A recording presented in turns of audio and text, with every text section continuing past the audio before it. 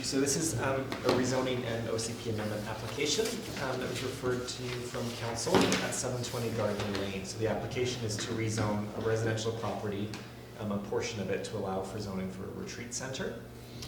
And as part of the application, the applicant had proposed a trail easement along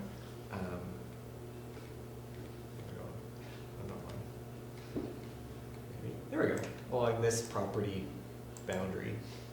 In our initial review, we looked at it and we thought, well, is there potential to extend the park? So on the southern end, there's a park that runs along the riparian area of the creek.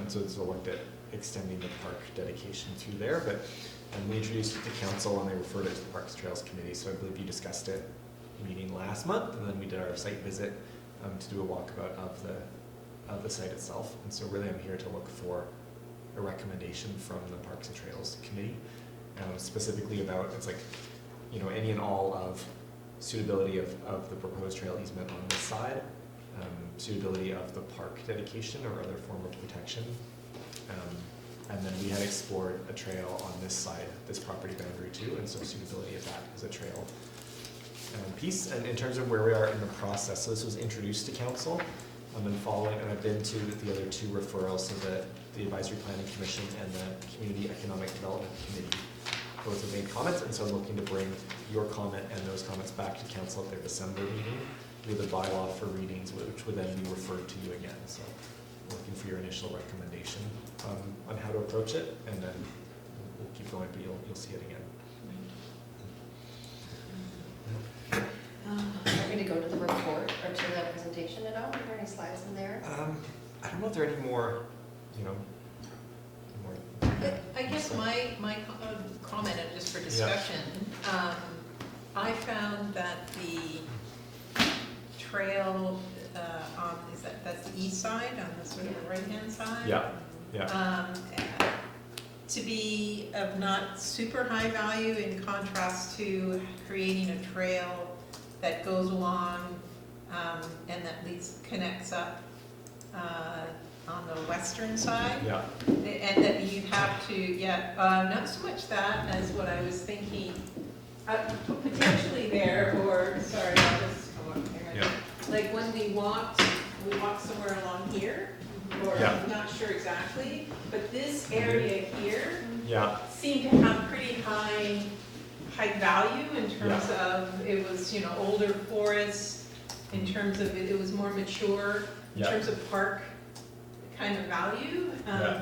That seemed to me to be kind of you know, an exciting prospect, and I recognize that there's some rocky outcrops, right? So there would have to be some zigzagging done in there, but in terms of value from a park's purposes, that was my impression. The other one along the east side, certainly for convenience to access the Cross Island Trail, it has some value, but you know, from I'm afraid I didn't go out on the walk, but so is this a private walk? And this is Crown. This is Crown. So to have a trail here leading to private land doesn't give us. Any trail is going to lead to private. It does. They're all going to be blocked. It does, Yes, but there's more, because the Cross Island, maybe Bonny, to show where the Cross Island is on there. The Cross Island is up here. Oh, well, we joined it onto here. It was like right around here somewhere. So we went, This Cross Island. well, we came up here, and the Cross Island Trail, I think, actually follows sort of this. Like this is roughly the outcrop, and so we came up here and went sort of through here, somewhere up in the middle of it. Yeah, and then we came back. We came back down, and we followed. There's a ridge that comes roughly here, and then we followed. You can kind of tell where the road is, where the shadow is, and so we came out. We popped out right from here to look at Eddie's pit, and then came back.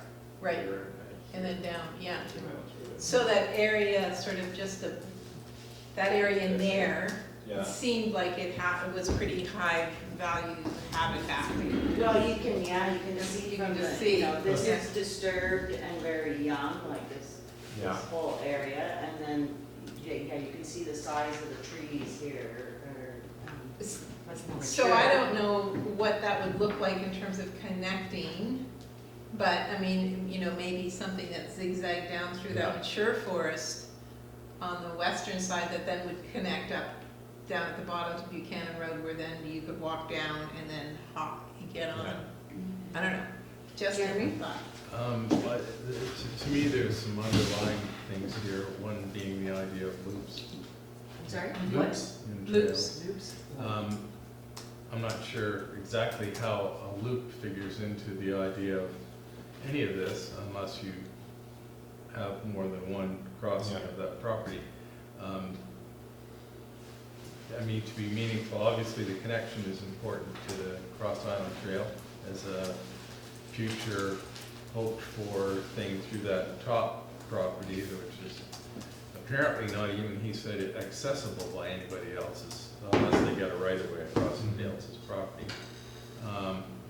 Another issue was the idea of, is it necessary to make a park further along the creek to protect it when there's a riparian zone already?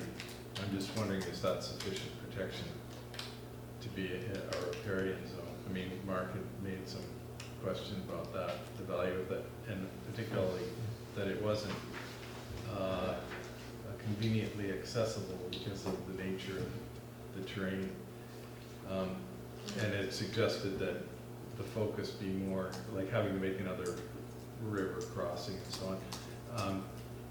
Although I'm just wondering, in this concept of loops, one of the problems potentially of a west side thing is I don't think that was part of his consideration in terms of this particular rezoning. He was talking about leaving that in its current zoning. Was he not on the west side for future potential subdivision or so I don't know how he would take that, but in terms of the relevance of our perspective of the general property and its utility to the community, I would agree that with DG, there's a particular value in the west side. We walked along the road. We didn't actually walk through his property except for the very upper northwest corner. Right. But the other area, the east side, it doesn't have the value in terms of its current forest cover. Topographically, I suppose there are a few interesting things from odd outcropping knolls and things.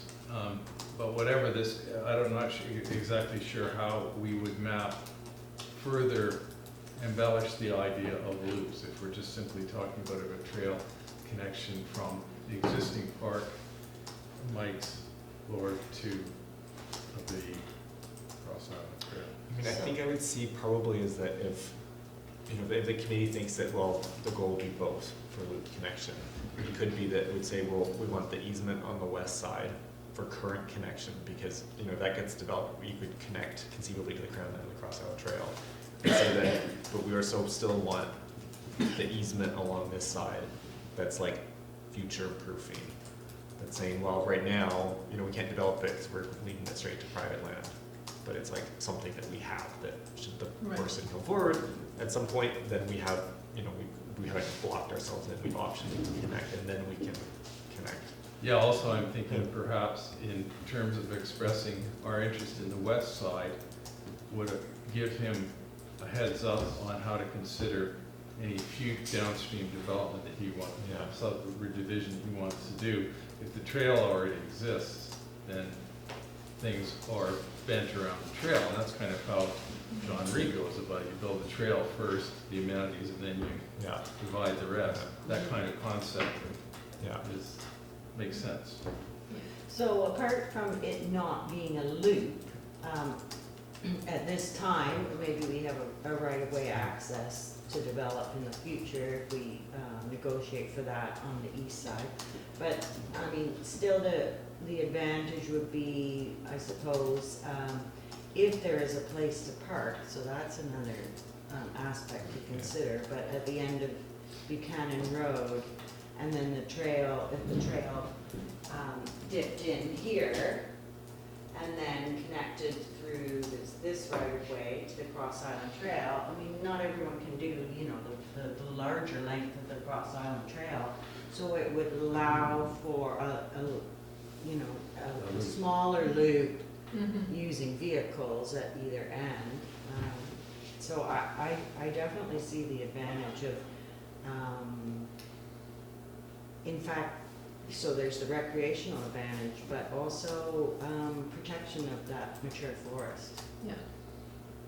There's a thing too, when you, I mean, the existing park and trail, Mike's Lord, it kind of sits in isolation. It doesn't have a really particularly meaningful connection to anything else for anybody except locals, which is fine, but given that it's a community park, it would be nice to, you know, make that connection further. One obvious way in terms of making the loop would be to extend a trail east of, or along the eastern boundary and in the riparian zone. I guess it would have to be. That's the one thing that we're looking at it tonight, this, because I'm not saying that it couldn't in the future, but Yeah. it is a really kind of high, there's a lot of water, the Yeah. water is right there. It's a very significant, I think, you know, ecologically important area as far as water resource, around recharge areas. So, to build any infrastructure would be a huge bridge, like we were looking at that massive span that would have to happen. And to approach that, at this time, it would be a lot of stairs. Yeah. So it would be, which we're trying to kind of, in the park plan, we're not really looking at building more stuff to maintain. Structures, yeah. So, but yeah, but you know, who knows in the future. The one thing about, you know, having trails sort of over here on the west side, too, we can utilize the infrastructure next door that we're crossing on a bridge that's already built next door. We're not going into those riparian areas again. So it just, that's kind of favorable, I think, to look at the west side of the trail. And legally, one's not supposed to build a trail within a riparian zone. Although there is one. Yes. Mike's Yes. Lord. But and as a municipality, we probably should not be doing that because it's technically not an allowable use to build. There's grandfather trails for sure in riparian zones, but they're, you know, they cause damage and disturbance and erosion and introduction of you know, dogs and pets and feces and like it. There's a reason why it's got that regulation as a riparian zone. So I think if we can stay away from that, that's preferable. Yes. I'm just coming at it from another point of view, not the growth and what have you, but on the east side, there's all the buildings. I mean, you're in the midst of, you're right on the edge of the retreat. It doesn't feel like a place where you want a peaceful trail. It's part of their development, so it's sort of got a different feel altogether. So Daniel, when this kind of thing gets negotiated, is it just a trail access that we would be, the municipality would have, or can we negotiate for a parcel of that western part of the lot? I mean, I Does that have, work? I have discussed with him in sort of broad terms that you know, we may be looking for a park here, we may be looking for a park here. I sort of say, well, it's, you know, the Parks and Trails Committee's gonna have an opinion and council's gonna have an opinion, and I can't guarantee, you know, what's gonna come out, but that's a possibility. And he was open to it. I think with either park dedication, what he's looking to ensure is that right now in the zoning and in his rezoning application would be that he could divide and have the retreat center site and have 2 lots in the western portion. So that's what the zoning allows now. So I would just have to work it that we said, well, you know, we're gonna take a park dedication that's however big, but the remaining land is sufficient for him to still get 2 lots out of it. You know, I want to work that, but I think with that caveat, I think he'd be open. Right, so there's the potential for maybe having a covenant Yeah. or Or park a dedication. conservation Yeah. covenant or park Or park, dedication or, Yeah, yeah. yeah. I mean, the one, how exactly it gets shaped is because in theory, this would be his access as well to a road to come in. I see, yeah. So I don't, you know, I'd have to figure out, okay, what's the best, you know, is the best place for a park up at the top further, and then there's trail access in. But then how do we access it to maintain it or anything? Well, I mean, our access could maybe be up a little further, and, you know, his access is coming Yeah. in here. I mean, really, we could be here, and we don't have to just center here, Yeah. you know, do a. I think we have to be careful in this, that we don't get into another situation of having something that's an isolated trail and not connected. Yeah. That's been the perennial problem with But wouldn't these it, dedications. wouldn't we be now. able to connect it to the trail, the Cross Yeah. Island Trail? But, exactly, you know, just keep bearing in mind, like, how would that connect to, meaningfully to the Mike's Lord Trail? Or how does Mike's Lord's Trail connect meaningfully in any way to anything else? I mean, it in itself currently sits, Doesn't really, does it? no, it just sits unto itself. It's a nice trail, it's a great walk, and people would probably do it if, I mean, it's just, but it's a there and back, which is always a bit of a disappointment if there's an option to, I mean, I think our prevailing thought should be, or ultimately somehow, one way or the other, towards the idea of loop trails, and obviously connections, making any, Well, also we have to think about parks, trails, and greenways. And connecting, you know, even though there's a gap in forest cover here, you know, having that connection up through here is important from a greenways perspective, and movement of species and.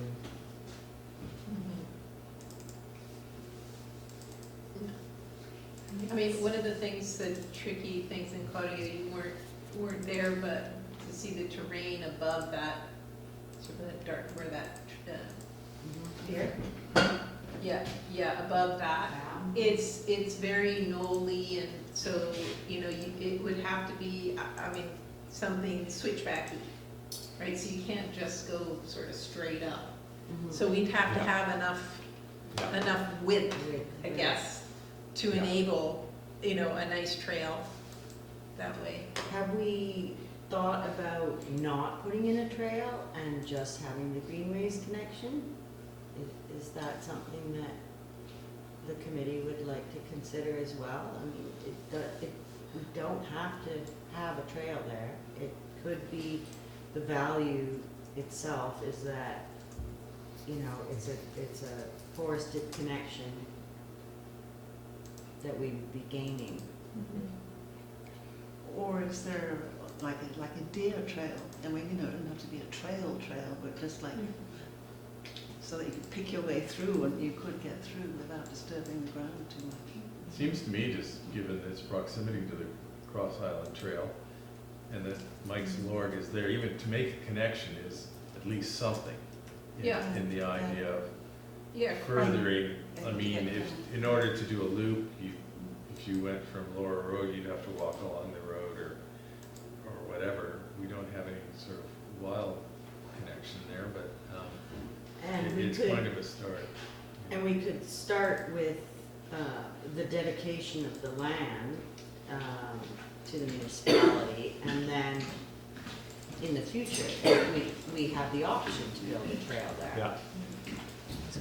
Maybe there'll be more loop options at that time, and then we go forward with the trail. But maybe right now, it's just about securing some of the mature forest there for. I just wonder if, in terms of a comment to the proponent, if it makes sense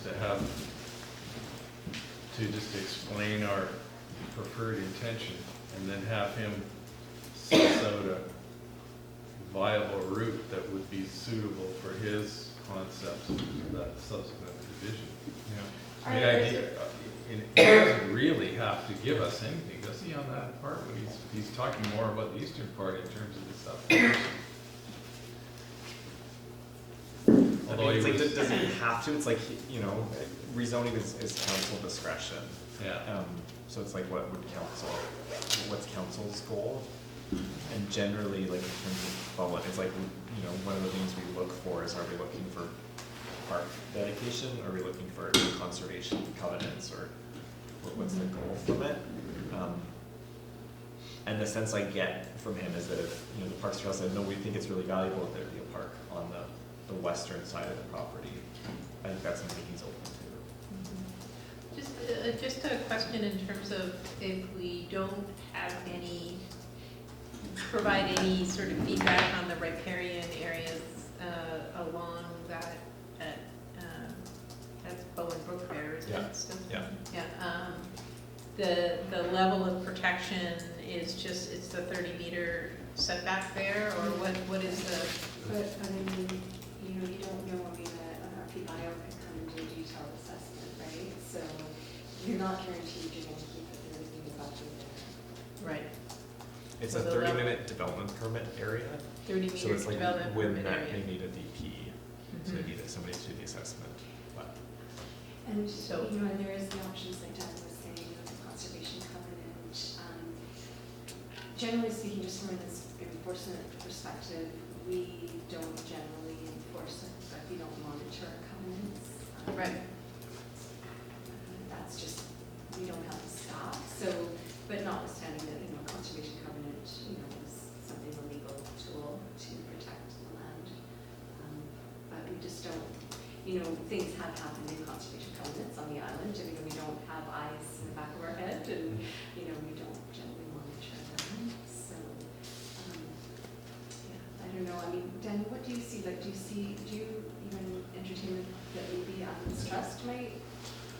I mean, that's what I was wondering, like if, you know, we're looking at a park on this side, or I guess either parks or the western side, you know, is it something they're interested in? Because they do the monitoring of the Yeah. covenants on road. Every year they monitor very stringently, and they're very, very vigilant on keeping a protected area protected. Sue Ellen? I'm on the Islands Trust Conservancy Board, and that program has grown over the past few years now. We've got over 100 properties protected. But because it takes funding to monitor them every year, they have a selection process. So it would depend on whether it met the criteria for them to take it on, either as a nature reserve property like Singing Woods or Fairy Fen, or which usually has to be pretty special for them to take it on, or for a conservation covenant, as it would still need to meet specifications, which are usually things like, is it in the conservation plan, is it a sensitive ecosystem, does it adjoin other protected or public lands, those kinds of things. So, I mean, when I look at that riparian there, it's been pretty impacted. Yeah. And, you know, if I look at saying, okay, it would be great to have it set aside, or, you know, making sure we've got that 30 meters, if, you know, with the eye to in the future generations, because to restore to restore it, yeah, because, I mean, look at we've got the 4 Yeah. ponds, it's been significantly impacted in that area. I mean, it needs restoration really to be, it is not in my view, I mean, not a terribly healthy, you know, it's been, impacted. Has anyone, staff-wise, had a chance to look at the overlay with the sensitive ecosystem inventory or red and blue listed ecosystems on the island? That To would know be a what good that- idea, that would be a good idea. I think we do need to look at that before we, because it's kind of a way to identify what, it's significant. the significance of it Ecologically, being protected as a Yeah. park or whatever, but if it's all, yeah. I mean, there's no doubt that you know, the Bowen Brook watershed is highly significant in terms of, you know, leading into Grafton Lake. Mhm. No doubt about I'm thinking more about the forest Oh, you're on the thinking of west forest, side, yeah. yeah. And, you know, I'd be up for going out and having a look and assessing it as Can somebody a registered biologist. confirm for me where this is? I'm sorry to be coming in late, I was on Well, I'm glad Sunshine I'm glad Coast you and came seashell all day. because 'Cause I wanna- you made quorum, so Oh. otherwise. This one right here, It is this one, even though it doesn't have that property line on its back. right, but it would be that. Yeah. Okay, so it doesn't really connect to Crown, that's what It part of connects it. Crown right at that That corner. corner. Right in the corner, yeah. Mhm. Okay, And Take one and of that's, these. so that's the crown here, so Yeah. that, yeah, so this is the crown land and the Cross Island Trail. right, the So cross, yeah, okay, go ahead. Go ahead. we could join in through here Yeah. without going on this private Right, here. because there's this little bit of overlap with this right lane. Yeah. Makes a little gateway. Is Yeah. that what that is? Yeah. I mean, the Cross Island Trail is already going across that Yeah. property though, but, I just mean, yes, no. legally in the Yes. future, depending Yes, on whatever yes, happens. yeah, Yes, exactly. yeah. Okay, Okay. sure. Any other comments, Jeremy? It just the attached, that was attached to the email, the environmental assessment, didn't see anything significant impacting the development of the retreat per se. And it's right down in the valley by the river. So I'm not sure, and I guess he assessed, I don't know how much of the rest of the property, well, he did assess the rest of the property because he went around and commented on the outcroppings and so on. And it sounded like it was, there weren't any particularly, the sensitive thing was the riparian zone, obviously because it's feeding, one main thing, so it's feeding Grafton Lake, the public water source. Mhm. But otherwise, it seemed to be amenable to the scale thing that they were suggesting, so. And I don't think he didn't, I read the report, there was no identification of any particularly special, Although if it wasn't Situation. stated specifically that there were no red and blue listed forest ecosystems. I don't know whether sensitive he looks at that, I ecosystems. would have thought that would have been And I'm done. afraid I haven't had a chance to look Yeah. at that report, but, You'd so think that would going- be part of it. So he said, he said the environmentally sensitive areas, one, Bowen Brook and its riparian corridor, two, the tap springs and ponds 1, 2, and 8, because their source is water supply, and three, ponds 1 through 7, due to their importance as breeding and or feeding habitat for wildlife such as red-legged frog, great-blue heron, both of which are on the provincial blue list. okay, Ponds so, 6 and 7, it says are less sensitive, because amiable to alteration. And no mention of the forest. No mention of the forest, and he mentions it in passing, but I don't know how much, because all the proposed development was in the lower part, Yeah. and that's clearly where he focused the attention, so I don't know how much it was, he sort of mentions like, this is what's up here. He does Nothing's mention the proposed. uplands. but, Yeah. And the outcroppings and so on, but whether that was, what do focus, I don't know. what's our timeline here? Do we have time to, wait until our next meeting to make a recommendation, or are we pressed to? I mean, my make it goal to- was to bring it to council in the December meeting, and looking for an initial recommendation, but Or how about maybe recommending coming to some conclusion on maybe parkland on west or east, or yeah. what to do Even with if the it's something riparian initial area? like that, Initially, yeah. let's say that, you know, Mhm. anything we're pending, we'd like to look at. Yes, I You know, think or that's a good staff, you know, idea. we, Yeah. as a, More consideration yeah, to it, we yeah. could look at that later. Yeah, yeah. I guess I would say that it would be if we could recommend that some level of protection be to the riparian Yeah. corridor and looking at a park dedication with trails in the western Park area. or conservation covenant, we could leave it open right now. Yeah, or I think the conservation covenant would be best for the riparian area. And then, You need to be pretty specific if it's going to be a trail because of the constraints of terrain. If it has to be realistic, you yeah, know, maybe just something to the effect of preferentially trail, particularly emphasizing the importance of connection in that respect, and connection between Mike's Lorg and You mean the trail Potential future. connectivity? Yeah, I want to say from Carla, from staff's perspective, we really felt that the western section, the strip along the west edge, would be really conducive to a nice natural trail. And it would be a little bit of a more challenging trail because it would have switchbacks.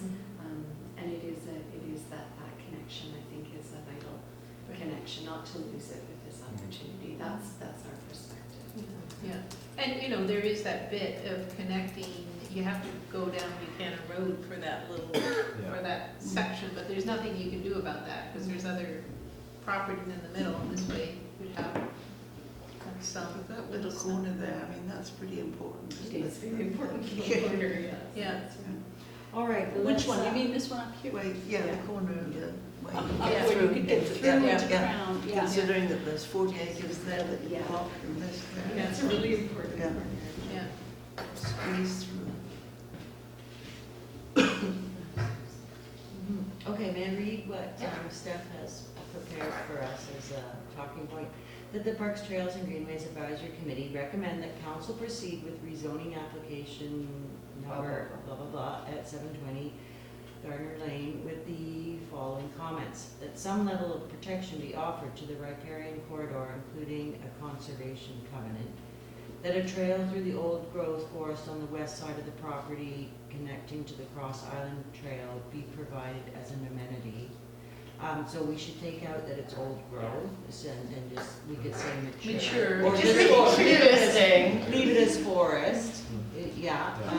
Forest wants that. Well, Yeah. can we say it's mature? We'll just say forest. Well, just, the thing is, if we say mature, I think from folks who are not as maybe aren't as maybe in tune as this committee, would give them the significance that this is a forest that's worth, you know, So walking let's just say through. forest, let's just say Alan forest. called it mature second growth. Yeah. yeah, So they used to just see mature. as one Mature, big let's just, diameter. because then I think it would give them more of a reason to think, oh yeah, that's a good idea. Whereas if we just say forest, well, what is the value of that forest? Sure, we say mature forest. Mature forest. I don't think. Comments on the wording, Sue Ellen? Well, for one thing, I wondered if you wanted to say including a conservation covenant on the creek. Possibly? Well, Well, you've said protection, so. We said protection. That allows us to consider. Maybe we should just So we say can take protection. that out. well, I was thinking about your comment about restoration, protection or restoration, or something like that, whether you wanted to put that in, because the idea of protecting something implies to people that it's great and you want to keep it the way it is. Yes, you're right, it, yeah. Could I be. just thought some level of protection sounds like it could be like a guy with a stick. You know? That means, right? So like, for example, conservation covenant, like, Yeah. Say it again, Steph? that some level of protection and restoration be offered to the riparian corridor, possibly including a conservation covenant. That a trail through the mature forest on the west side of the property connecting to the Cross Island Trail be provided as an amenity. Not Cross Island Trail, multi-use path. No.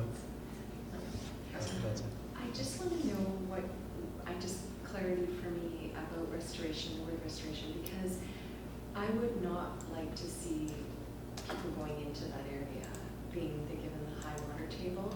I think there is that habitatless ponds, be it that there's not a lot of wetland vegetation around the ponds currently, but they are identified as potential habitat for amphibians. So restoration to me, so both sort of like we're going to do something there. Like I would just like to see it protected and regenerate.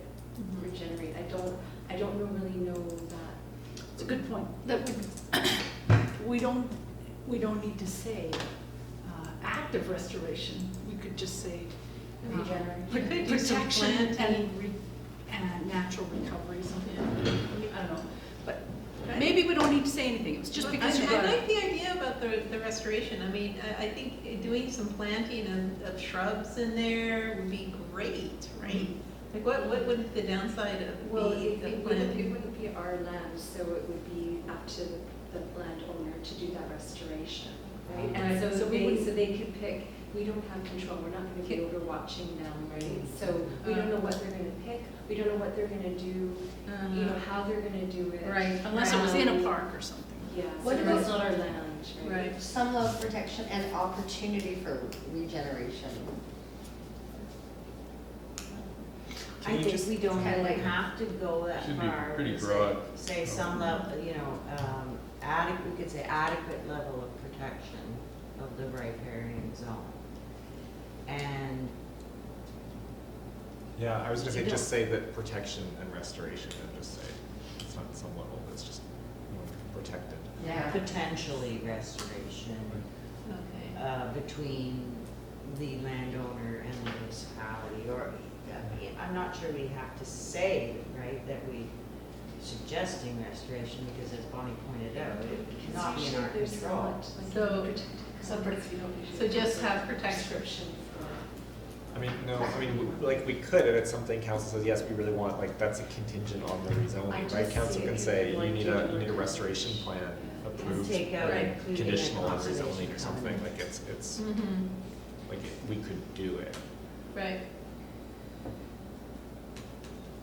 Well, I've got something about, some Yeah. guy started about staff, that can be your staff Alright. input, and maybe we're not getting writing. Okay, so, for Did you point hear- number 2, sorry, rather than a trail through the mature forest, I think, Sorry, can I see, is it riparian corridor to the east? Is that in the east or the? To the Bowen Brook riparian corridor. Yeah. Thank you. Is Brook have an E on the end? Nope. no. If it's a person's Yeah, name. shields, yeah. So for the second point, that's asking for a trail, and I think we've been talking about asking for a dedication of the land on the west side of the property with with potential for a trail, to join the Cross Island route. Why don't we say, and a trail? Sure. The dedication No, I of think land that's and, important. You want him to be aware that whatever is given will accommodate a trail. yeah, I mean, Dedication. whether he maps out the area to his way that would work or of not. land, and trail. through the mature Through the forest. mature forest on the west side of the property. And then comma after property. That would allow connection to the Cross Island Trail to the northwest Crown Land. Do you just wanna be connection to the crown land? Can we just say Or whatever connection to we're the not. crown land? Sure. And Yeah. then, because then it doesn't matter what Connection to the happens. Crown Land. Yes. Yeah, that sounds good. To the crown land, is crown the capital? Capital, yeah.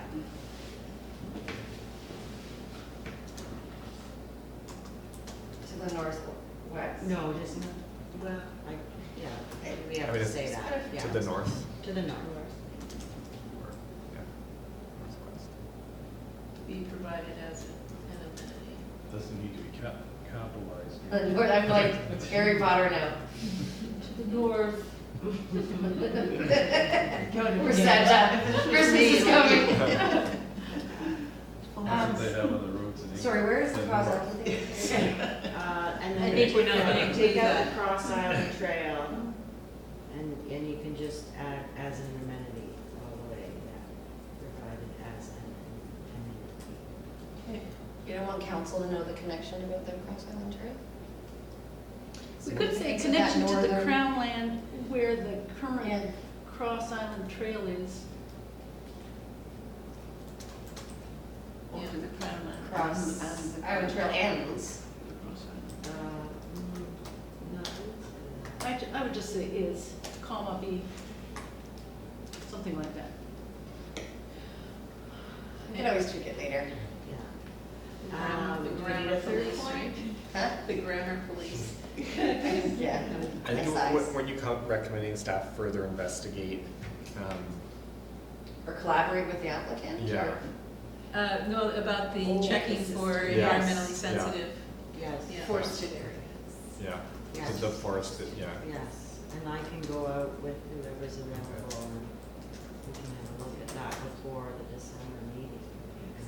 There should be more layers in map it or in the regional conservation plan Mhm. from Downs Trust as well. Yeah, we're just not sure it's being overlaid with that lot and Yeah. looked at. so.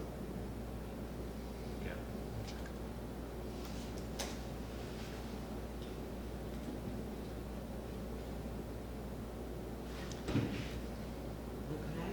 Do we want to say something about connecting with the bottom of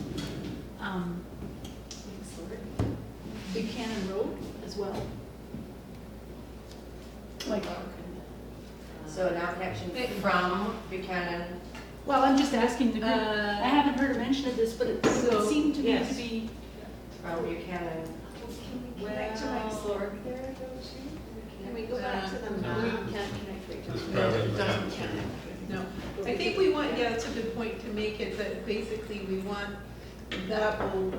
that piece will connect to Buchanan Road at the bottom and Crown Land at the top. So, yeah, it's a good point. However, it can go on the easement. So, for instance, if he wants his driveways to go to the two lots that he'll eventually have, that could, you know, be this way, and we could come up through the easement. So, if I'm not sure we I need think- to say that we're asking from not very Buchanan, because then that Yeah. means how That's we- I would still say, considered Claudia, Buchanan Road though, even Being though there, it's the I would wanna get off, like, Yeah, it's not like the very park would wanna light. get off that as soon as possible, like, well,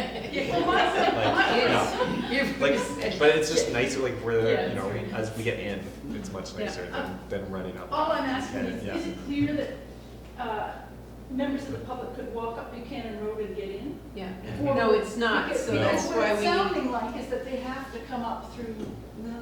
So, yeah, so that, I think it's a really good point, so Stephanie could just add that. Yeah. Connection from Buchanan Mhm. Road Road. Yeah, okay, that's good. to that. Yeah, I guess that makes sense. I would just want to make sure that we capture the Yeah, idea. that's good. Yeah. Okay, so, any further comments, or shall we, Should we have, staff is gonna further investigate environmentally sensitive forested areas before, for the intention of, well, before our final, recommendations are made? Because this is, well, yeah, along that, so that's to, I guess we want to be able to give that information as to how to get the proper before final. land area, so I'm not expressing that well. I would but- say before final recommendations are made from PT GAC. I think staff would give that to council, right? I think we want it Yeah, down was my here. reading. Okay, so we could say before final recommendations are made by staff to council. Because we want to Yeah. make sure that if we're investigating this, it gets taken into account As to the before. area for the dedication of land and trail on the west side, right? I mean, that's basically what we're, By staff to council, or before, yeah, Staff final, and council. or even like before final determination of appropriate. there we go. Yes. Land Oh, dedication. there it is. Yeah. Determination of appropriate verb. Land dedication.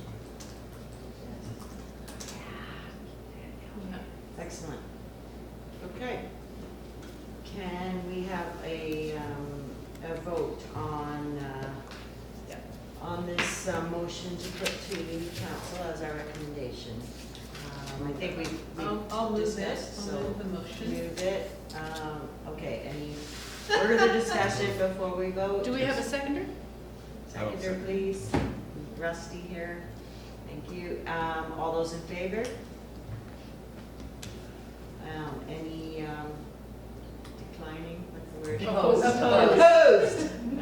Nope. Did you put your hand up for opposed? No. No, she's excited that she found the She's word. like, ah, I got the I word. feel the word. No, not opposed. Okay, thank you. Okay, thank you very much. Thanks, Daniel. Daniel, that was Thanks, great. Daniel. Thank you. Now start the meeting now. And let's start the meeting now. Sorry, everybody, I was on a ferry from Sorry. Seashell, Islands Trust. Yeah. Part of your update. Duty calls. Okay, so let's have the approval of the agenda. Are there first any introduction of late items? We have supporting items, a map of Seymour Bay form, item 6.1, Okay. and a little note From Mark, 2 notes. Yeah, a little note for 6.1, and Mark's note, email for 5.1. I think that's it. Okay. Yeah, just saying, I didn't really Yep, see what yep, it yep, says, yep. I don't have a recommendation. Okay, so the recommendation is that the Parks, Trails, and Greenways Advisory Committee approve the agenda and late items, agenda if applicable, for the November 19th, 2019 meeting. Do I have a As seconder? amended. As amended, thank you. Seconder? All in favor? Any opposed? Thank you, that's passed. Okay, adoption of minutes. Recommendation that the minutes of the Parks, Trails, and Greenways Advisory Committee meeting held October 22nd, 2019 be adopted. I have a seconder for that motion. Thank you, Christine. If people have had a chance to review the minutes, are there any edits or comments on those minutes? Ellen? Just in page 6 of 58, there, the Carla Skuce says that send the Conservancy an email asking if matching grants can come from another grant. I think that might be supposed to be sent to the foundation. Yeah. Sorry, it's Carla Skuce, got a staff update. And no, by unanimous Right. consent, the committee agreed. I'm down here. Send the Conservancy and send the Community Foundation. Yeah, Sorry, thank you, sorry, Yes, thank you. I think that's what it Yeah. means. Yeah.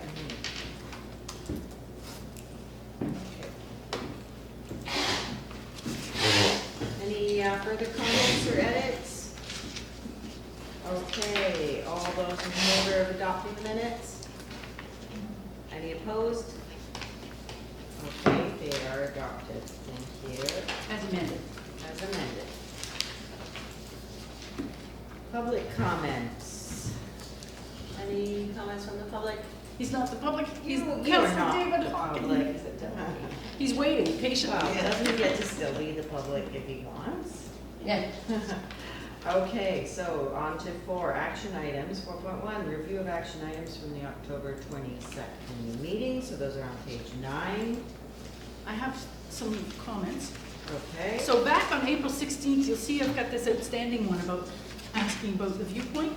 And I've learned recently, I've heard that apparently the visibility down that corridor from the viewpoint might not be feasible anymore now that that's been, what's it called, paved, surveyed. And so this is why I've been waiting with this, is because I wasn't sure what work had been done over the summers while Bonnie had been away. And so I think I would like to change that one and basically go visit it with Bonnie and find out what, from staff, what are the issues there before we just say, oh, okay, and abandon the viewpoint. Maybe there's something else that we would like to recommend or something. Salvaged. Yeah. Is just- that allowed for? These are all questions. So would this be something that people want to come on a walkabout there to look at? Because it's pretty significant. Or should I just go with Bonnie and we'll check it out? Because staff did do work there, as far as I know, and I can't speak fully to it, but what I gathered was that staff did do as much tree work as they could, but the owner that owns the property below had it surveyed and was very, very concerned about any trees being cut up on her property. So, and a lot of the trees are on her property that are actually blocking the view. So staff did do some trimming.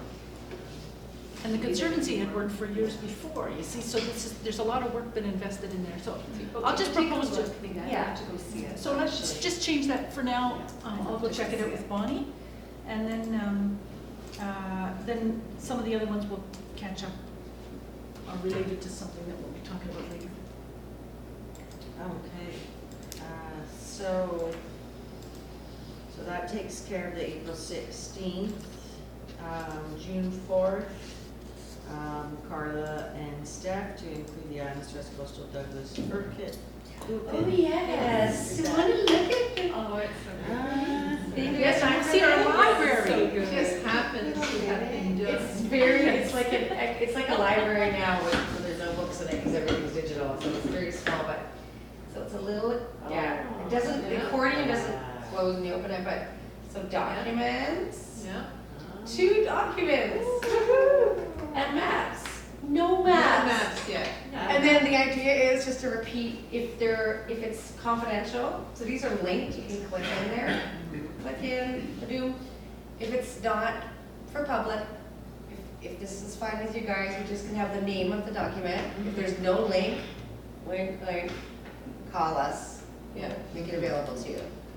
yeah. But it's still there because as Councillor Fast mentioned, we circle around items, we can't find items, so. Okay. Perfect. Stop. Well done. Thank you. Yay. Okay, number 2, that Sue Allen talked to the Bowen Island Community Foundation regarding Maggie Cummings Fund. That was from way back in June, so that related to the Headwaters Bog report, which we didn't have at that point, so I was waiting for it, and now we've got it. And now we're in a new session, so we're gonna talk about it right, later. We Okay. will be getting some funds, hopefully. from And same with number foundation. 1 under October 22nd. Right, Yeah. okay, good. And perhaps that document can go in the new folder. Yeah. Or the library. Okay, so October 22nd, number 2, Carla to send, Sorry, this is number 1, then am I striking it, or that's gonna be Yes. ongoing? We're gonna deal with it later in the agenda. in the agenda tonight, so we can skip it for now. Okay. And Carla, so it's send the Conservancy, this is where in the minutes we. This should be the amended that. foundation. Foundation. And she Yeah. has sent an email, she's just waiting for a reply. Okay, great, so 2 is done. 3, email outdated park and beach access sign locations to Carla. So just if you're out looking, Ongoing. because I'm always looking, whenever I see a brown sign, it really stands out. I just take a photo and I send it to Carla or, tell her where I've seen it. So just if you're out walking around, you're gonna see those old brown signs, you wanna change them with our new sign. Okay. And number 4, create a map of Quick Point beach accesses. Is that happen as far as you know? That's on our work plan for 220. Okay. Coming up, lots of these things from, that- Long-term action. Yeah. Okay. and the same. Same for number 5? Okay. So now we can move on to David, who I can hear did one of his coughings down there. Okay, so now we are on council referrals, number 5 of our agenda. This is the one we just did. We've just done 5.1, and That's all. yeah, so 5.2. David. Councillor David Hocking. Thank you for coming, David. Sorry it's later than you expected.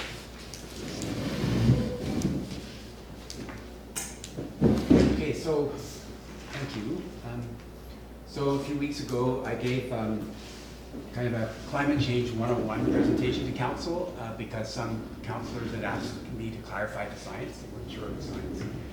And so I did that, and along with that, a recommendation that we declare a climate emergency, set a target of 0 emissions for 2050, and then have a look at a strategy to get there, and then refer that out to staff and to committees. So that's why I'm here. You're one of the committees that's been referred to.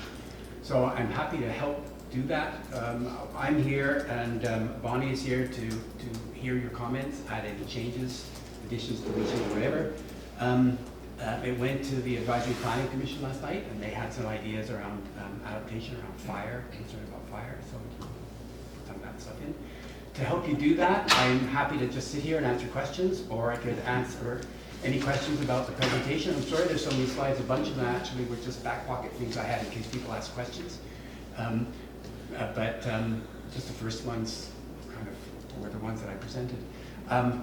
Or I could take you through the strategy, I'll do whatever you want, or just answer questions, whatever is your preference. If you have any questions about the presentations, I can explain what the slides are all about if you need, or whatever. Up to you. I was last meeting that was presented at APC, and it was really, I think it was great how you went through the 7 different, 8 points. That would be great. Because then it just it worked well last time. Yeah, I just gotta find my notes from last night so that I can, here they are. So I'll make any new notes. Should change my color. Anyone have a red pen? I can get you one. Just so we know who's our who's. I have black. Yeah, I've got the same pen I used last night. Actually, Steph will get a red one. it's definitely got red or green or purple. Green. Green would be good for us. You have green. So has everyone had a chance to read it? Is that okay? Yeah? I have not. You have not? Okay, well, we'll take you through it. The slides, any questions about the slides? Were they, you get that okay? Does the zero target for 2050, which is astonishingly difficult, everyone's cool with that? You see why we have to do it? Just a bit overwhelming. It is completely overwhelming. Yeah. There's no question. We can't do it by ourselves. We have to, that's one of the, there's sort of an introductory page, and wonderful, thanks. And one of the key points, so I'm now on page, I'm on page 8 of 55 of the ABC agenda. So in yours, it'll be starting the presentation. 14 Where did I, 14? Yeah. So one of the key things about that context one page is that we can't do this alone. And that other people, the Islands Trust, Metro Vancouver, the federal government, provincial government, they're all doing various things and setting targets. And things will change, and so we have to sort of hitch a ride with any of the things that they do and look for the opportunities. So it's not a plan that would be sort of set in stone. It's rather one that gives some direction that we then have to adapt as the opportunities arise. Okay.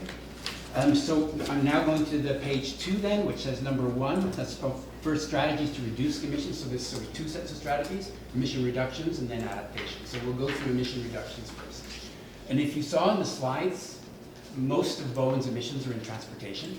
It's basically transportation and buildings. We don't have natural gas. We don't have any big industry, so we're not like the rest of the folks in the mainland, where transportation is about a third of their emissions, 30 to 40%. For us, it's about probably 80%.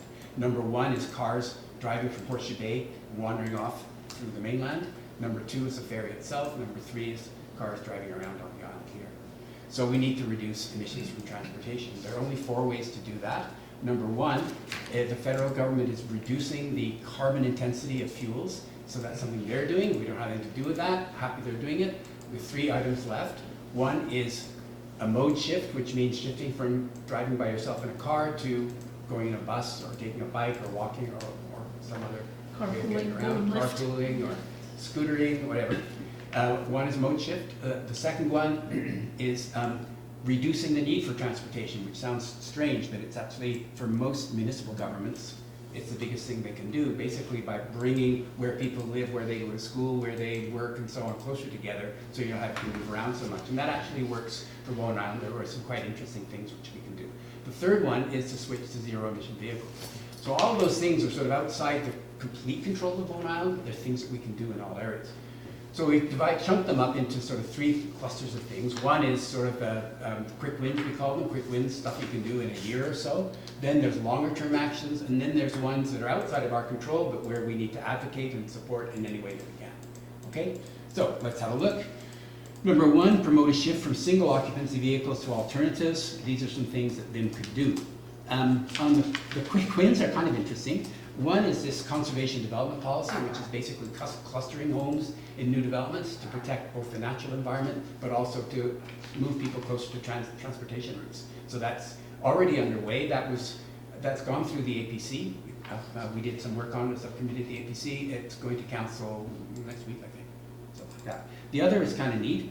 Add an e-bike with visible branding to the bin vehicle fleet, so that, you know, someone who's doing local things does it on a bike, and with some branding, just to give people the idea that you don't need a car or a truck. Exemplify. Yeah, to exemplify, yeah. The longer term, we need to improve our active transportation infrastructure. You know, we're trying to build a cross-island path. The multi-use pathway? The multi-use pathway, that's right. It's basically a transportation path, not a, I mean, it can be a pleasure path, but it's basically for transportation, to get people to be able to get onto their bikes or their feet rather than in their car. And we're struggling with that because there's a bunch of problems. You've probably heard all about it. Charles Lane. Yeah, we don't, turns out that we don't own the road, we don't own a lot of land. The way our road zigzags around it, sometimes the road width is just sort of a, you know, kind of like this. And we're actually, sort of, for us to go and build a bike lane beside it, we're on other people's property. So there are all kinds of difficulties, and staff is investigating what can be done to get around that. And then the second bullet in the longer term, for new developments require public amenity packages that contribute to alternative transportation options. You might have seen, I don't know if it came to you, what's it called? The guidelines, the active transportation guidelines? Active transportation guidelines, have you seen that? Active design guidelines. Active design guidelines, it's pretty great. So the idea when they're making new developments that you've got pathways so people can walk and connect and so on. A lot of the connecting stuff like you were talking about in your meeting in the last hour. And then support advocacy, obviously you know what that stuff is, working with TransLink and BC Ferries, trying to get expanded foot passenger service and better express bus service. We have the Bowen Transportation Society. I was just at a meeting for that before I came here, that's why I was a few minutes late.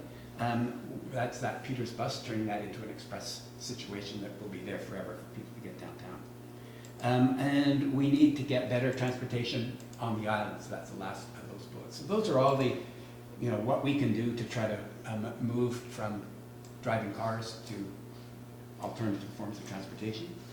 Then the number 2, transition to... Excuse me, David, Yeah. do you want to hear comments as we go? Or Yeah, do let's you stop. want to? I'll stop now. Yeah, comments. Okay.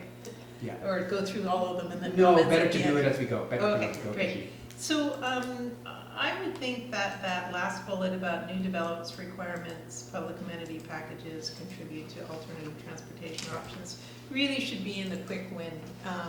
I'm concerned by putting it in the longer term. We have a number of developments that are or pieces of, you know, properties that are in the development phase, and if we wait, we're going to lose that opportunity. So I can think of 3 potential developments that are you know on the board. Perfect. you know, I agree so with you. it needs to be in the quick win. Yeah, We great need idea. to, if we're going to do this, Yeah.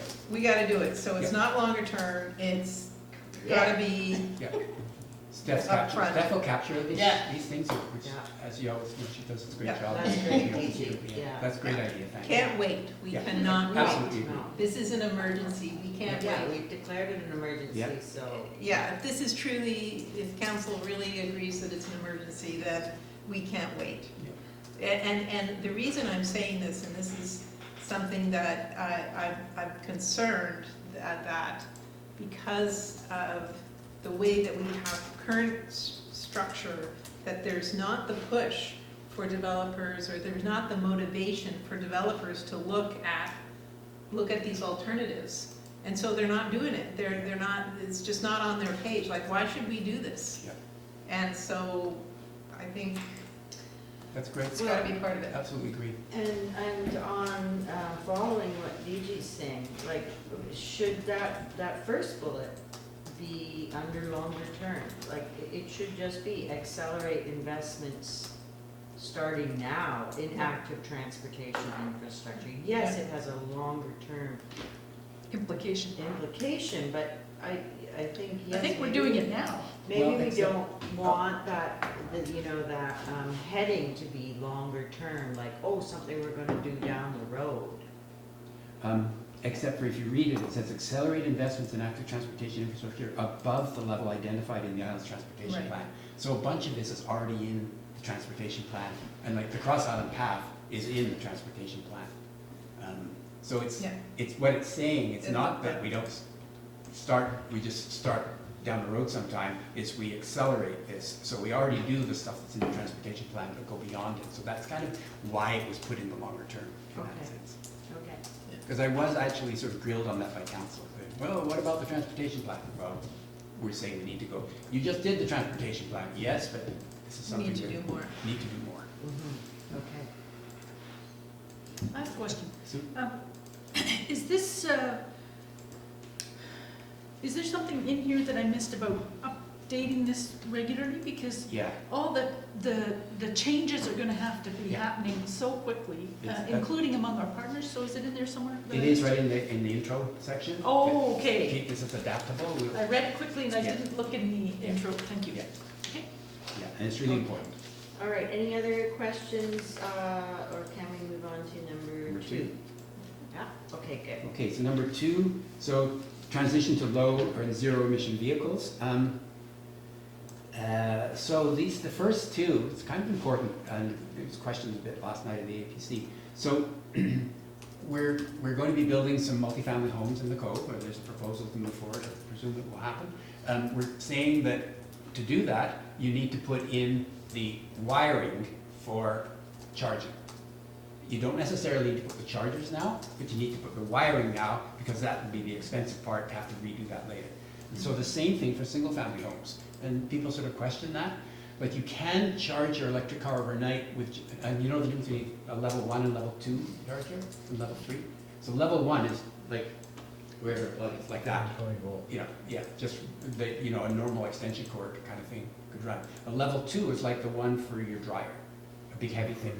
So what we're saying, and you can do, for most electric vehicles, you can charge them overnight, but if some of your nights are kind of short, like mine used to be when I was on at 6:30 in the morning and not home till 7:30 at night, you probably didn't really have enough time to get it fully charged. So On a that's why level we're 1, saying- so on you level need a one. level 2. So you probably need level 2, that's why we're saying that.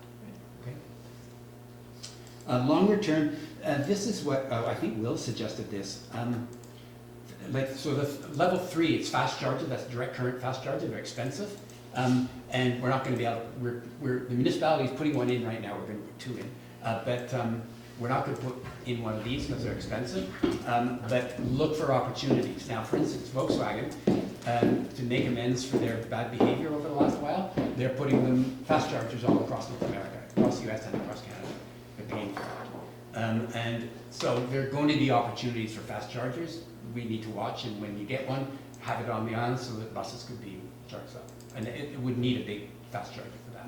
How fast do they charge? I'm, half an hour, that kind of stuff, I think. Oh, that fast, wow. Yeah, they're big, there's direct current, it's a big deal. But it's still, we don't need to go into all this. I could talk about this for a while. But Okay. and then support and advocacy, assured it's interesting. This is a bit controversial. Provide assured loading for zero emission vehicles. I won't try to do that right now. Parking is enough trouble, but we'll maybe down the road. And publicly call for BC Ferries to transition to a fleet for zero emissions. We've been trying this. I'm part of the transportation, the Ferry Advisory Committee, the Transportation Advisory Committee. I've been doing this for years. And BC Ferries is reluctant to do that, but they are moving forward gradually by having hybrid. The new vessels they're getting are smaller ones, are hybrids, so they'll have diesel engines, but they'll have an electric system as well. And once the electric things, they get more charging at the terminals and so on, they can switch those over to full electric.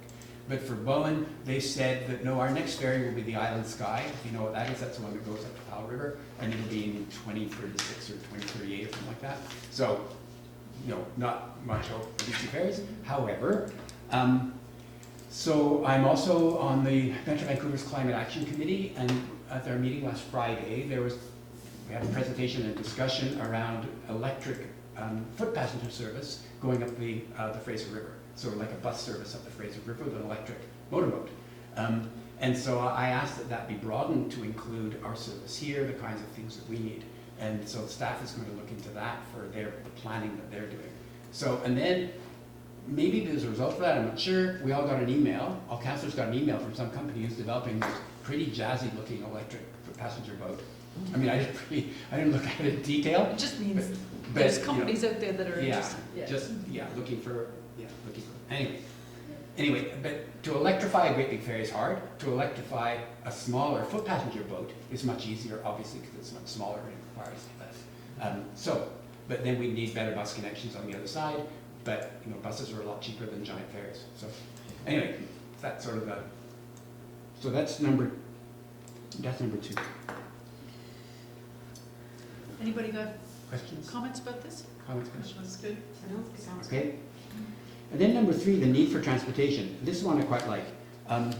Reduce the need. Reduce the need for transportation. So look at those.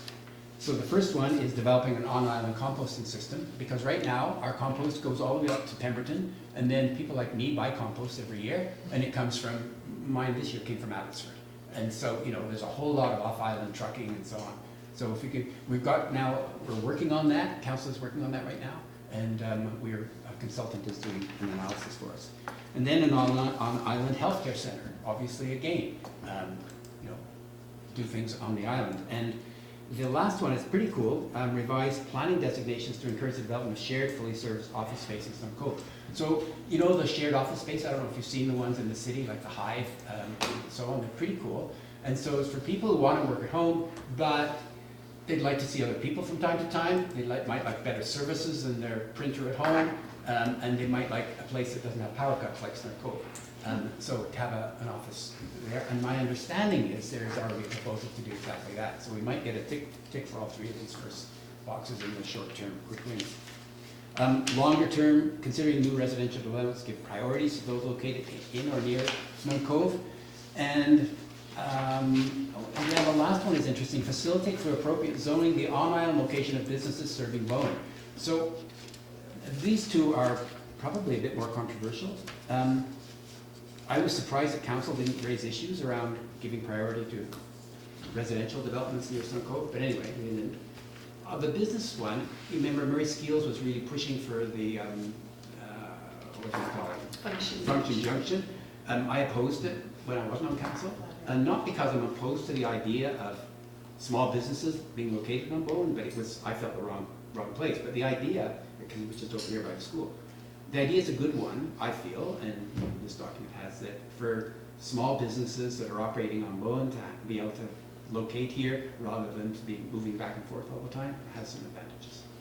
As long as it's not a Nike factory or something like that, like the proposal we had 25 years ago. Yeah. Yes, Jerry. What about the idea of moving some commercial facilities, say, to more mid-island, so people aren't I having agree. to drive? Absolutely. I mean, the OCP is against that, but everybody I know talks about that efficiency. And other islands have other centers as well, you know, when they have a critical population point. And at one point, it could be argued that maybe it didn't make sense, but now it seems to be kind of have a self-evidence to it. So for instance, at the top of where Bowen, Adams and Council Bay are, where we already have one little place that sells a bit of food and stuff, we could have more right there, because that's really an easy location for all kinds of people to get to from Yes, well. whatever is a nexus, a Like node. nexus. So they're not driving from Blue Water to get To get milk. to get Just milk. tons, it'd be interesting to see how many trips are made from people on the far side who just, you know, for little stuff. Good point. Yeah, I'm on the Can far I- side, okay, so. I just wanted to say this is, was a big part of the most recent OCP update, was should there be several village centers or one? And what the community came down to through the steering committee and the planning that was done was one, because part of it was retaining the rest of the island as rural and that kind of thing. But anyway, it would need a OCP amendment. So I should That- say consider. Consider, I think, would be a good idea, rather than facilitate. Yeah. And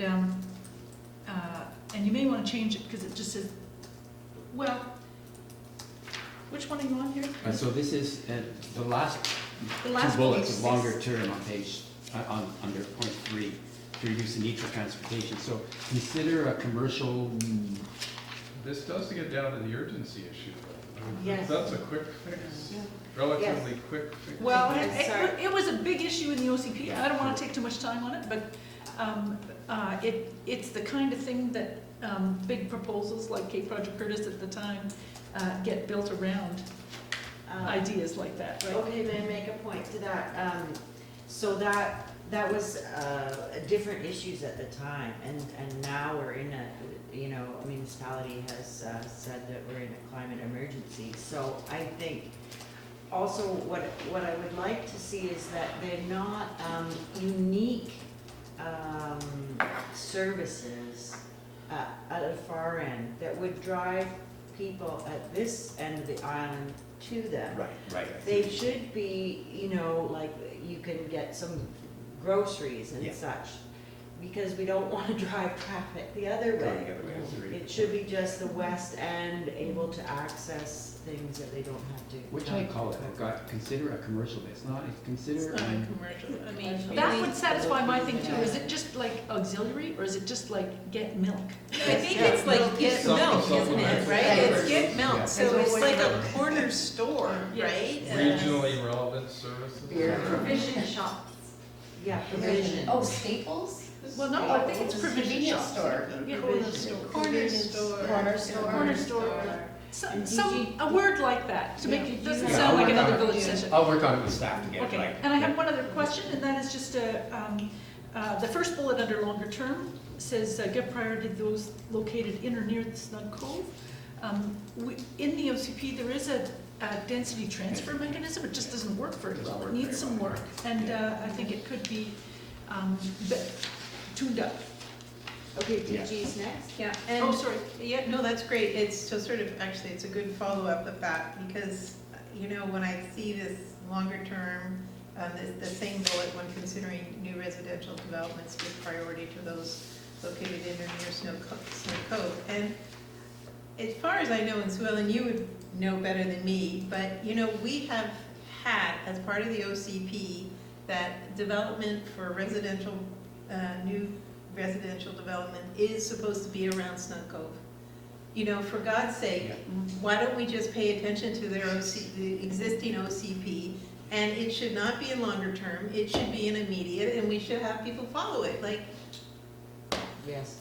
why do we even entertain these massive It's too late. Stop. It's been done. now? But, I think that's what our OCP says. And so, again, it should be under a quick win Okay? and reiterate. Everyone agree, quickly? Yes. Okay, up it goes. Thank you. Okay, can David move on? Okay. Yep. Okay. And so then we get into buildings, and it's kind of, so work with the construction industry to prepare for higher levels of the step code to achieve net zero new buildings by 2030. And I asked last night because I've forgotten, I thought it was net zero was 2035 or 20, was it 2030? Because I thought I was At making the it introduction, slower it here. says 2050. No, but it's the net zero in the step code, Oh, sorry, I for the forget. step code. I don't I'm know. afraid, I thought I was putting in something here that would be acceleration, that when I was told last night that it wasn't, which surprisingly is. I'll have to follow up that myself. But basically, is everyone familiar with the step code? Mhm. Yeah, I mean, it's pretty great. It's pretty great that the British Columbia government is allowing municipalities to move faster than the provincial building code.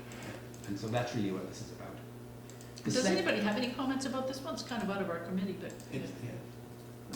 The step code? Yeah. I've heard developers say,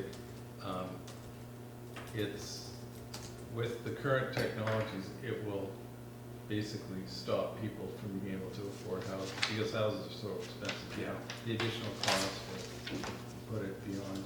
I've already heard of one proposal, one speculative proposal that would have been, multiple housing that was just nixed because of the prospect of the step code. It was interesting though, there was the architect last night speaking, and he sounded very knowledgeable. Oh, he is very knowledgeable. Yeah, and he shared of a passive building totally for students, some built at UBC, I believe. And so there are ways to do it. Yes, of course, I think everybody does say there is initial costs. I know David was alluding last week to that, yes, you have to outlay the money, but you're going to save that. But, I mean, yes, if you'd only have X number of dollars, but it is possible, and that, last night, the chair was speaking to that. A couple of architects on the committee last night. I think the critical thing will be making the technologies cheaper, because given the cost, I mean, people are already so much in debt now, and then the cost of housing, it's just simply a reality of the world. I think it's a great idea, but there are realities around it Okay. that will Sorry. affect. Let's move on, because that, is not, in That's a our good point. purview. The second, yeah, these are not really in your area, but anyway, the next one is about, heat pumps are really an interesting idea. My house, I was mentioning last night, my house is kind of cold. I heat with wood and then some baseboard electricity. And so I was trying to investigate heat pumps, and so I heard that there's some provincial money for heat pumps, so I go into the website and I'm trying to figure it out, and I couldn't figure it out. It's too complicated. And so the Community Energy Association actually gave a presentation at Metro Vancouver about 6 months ago and they've agreed to work together with Metro Vancouver to simplify the whole process, to make it something that's more easy for people to figure out, and so there's public money more easily available for people to retrofit their homes, re-insulate their homes, and change to more efficient heating sources. And so that's what that was all about. And so that's longer term, because there's some work being done to make that a little bit better. And then the last one is tricky. All new public buildings to be built to meet the requirements of the top step of the BC Energy Step Code, and that's net zero. It means your building has no emissions. And the reason I put that in is because if you're going to be zero emissions by 2050, that's 30 years from now. So if you're putting up investing in any capital that lasts 30 years, you got to do the right thing now. Like, it's okay building. You buy cars last whatever 15 years or something like that, or 20, and then you go sell it and get your electric car. But you don't get to change your building over in 30 years. And to retrofit is hard compared to doing it right the first time. So that's what that's all about.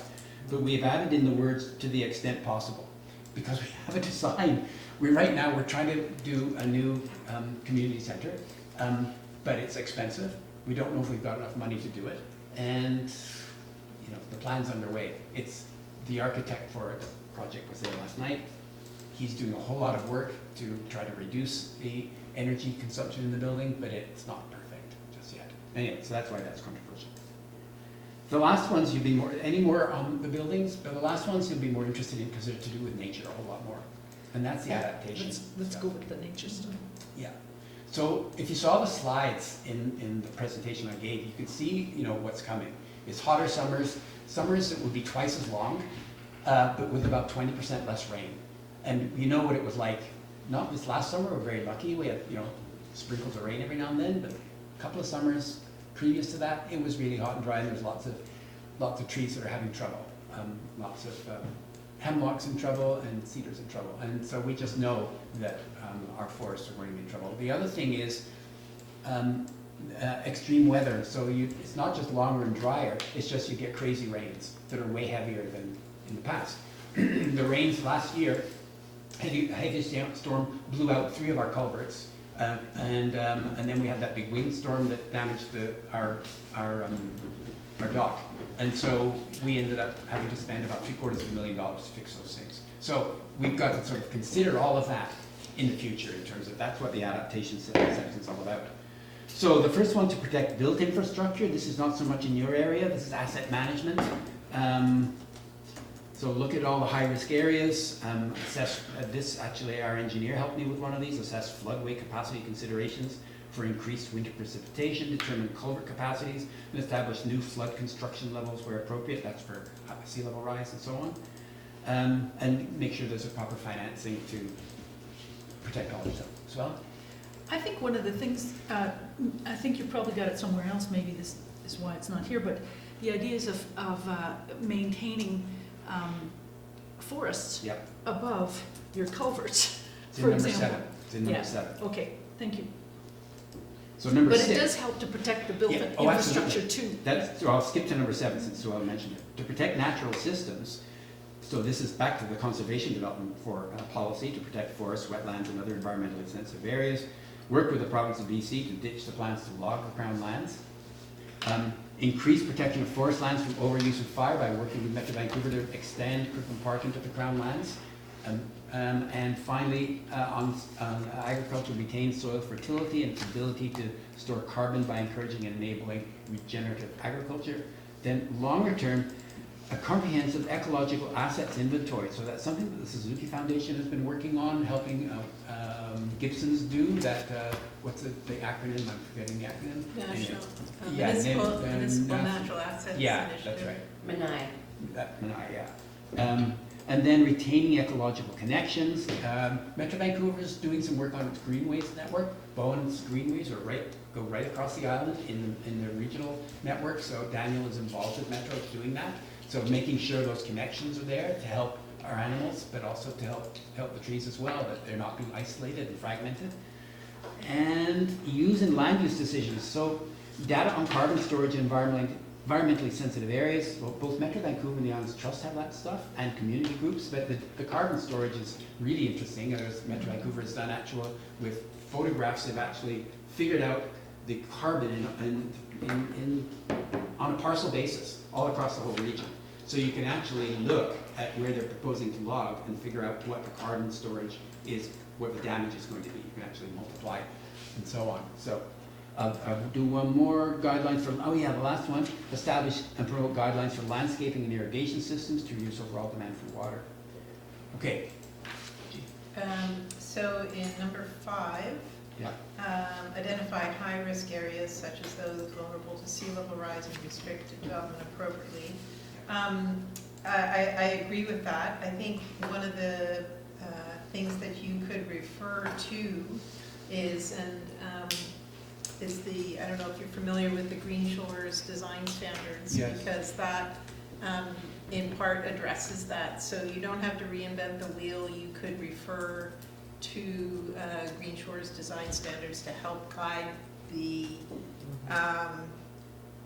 restriction of, to guide development Yeah. appropriately. So Help me with that's, the words, DG. So it would be identify high-risk area, utilize the Green Shores design guidelines? Or in- it's not to identify, it's more the part about the appropriate development within high-risk areas. So, and restrict development appropriately according to? Yeah. Green Shores. Yeah. In consultation with, or? I think maybe you want to just, you want to follow the Green Shores standard, Yeah. according to especially in Green these Shores. high risk areas. So make sure I've got- Basically, the Green Shores standard says, move it back. Yeah, Basically, yeah, that's that's great. fundamentally there. So that's the first one. Yeah, And then the second one is number 7. okay. The first bullet about the conservation development Yeah. policy.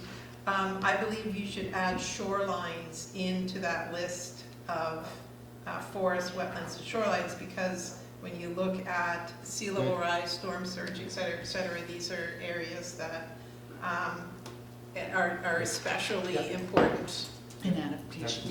in adaptation. I don't want to take away the committee's time because I am going to comment as staff Yeah. as well, but I just want to say that first point is if we really truly want to protect forests, wetlands, and other environmentally sensitive areas, I don't think it's through just a conservation No. development policy. It's through a sensitive ecosystem protection bylaw.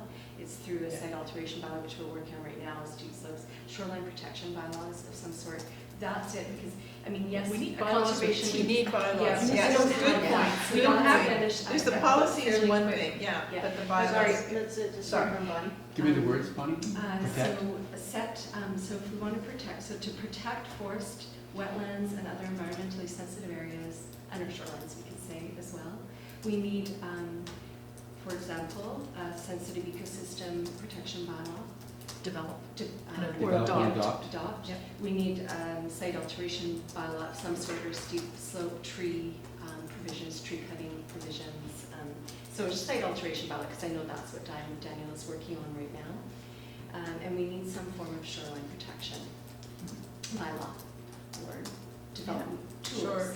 shoreline protection bylaw, shoreline protection, development permit areas, as well as, you know, tools like a conservation development policy. It's only one tool, and it's a little bit of a, like, it's great, I'm not saying it's not, but it's from a different angle. It's from development angle. It's You from need development. the regulation from the pure protection. Yep.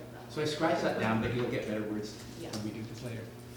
I just wanted to say about the, under longer term in 7, the first one, Yep. it says conduct the ecological assets. Yep. I've been looking at this because I've been working on this through the Islands Trust. Yep.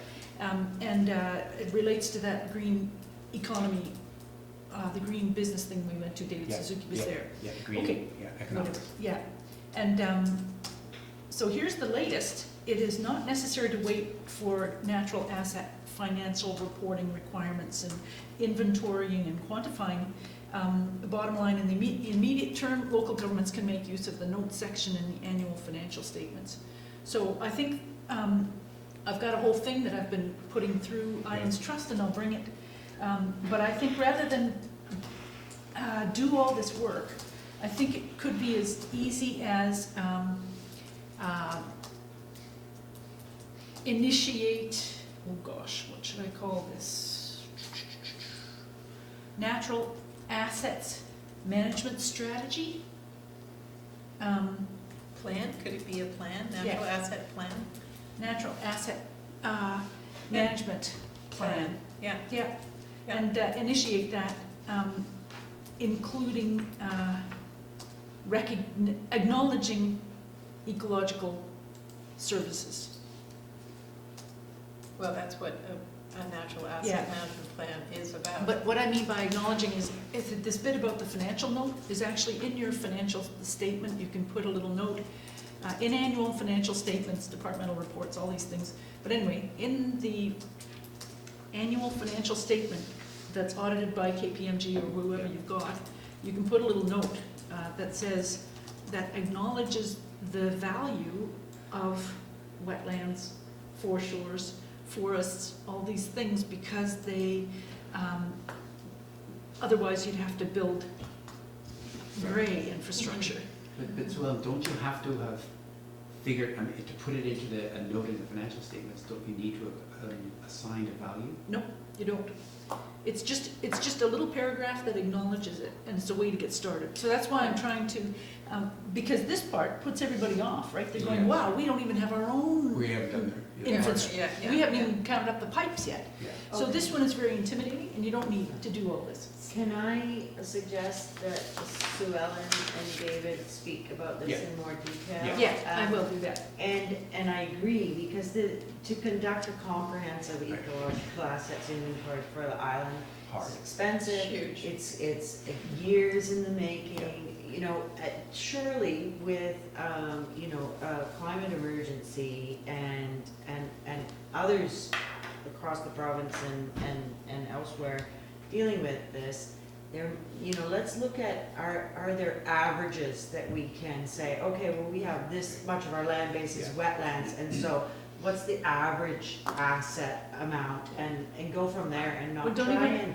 You don't even need to enumerate it detailed. all. What Gibson's thought they were gonna have to do this, and as it happens, they're sort of a leader that everybody's watching. And what they're saying is actually, no, when it comes to a development, they're going, you know, rather than put in all these big storm sewers, we'd like you to protect this wetland up above and the wetland down at the bottom of your property, that, you know. And so they don't have to do everything, and I'll send you that info and we'll So be we'll- attached Yes. online, yeah, Okay, offline, great. Should sorry. that be an action item, or are we good? No, You can follow up? we'll Okay, consider it. okay.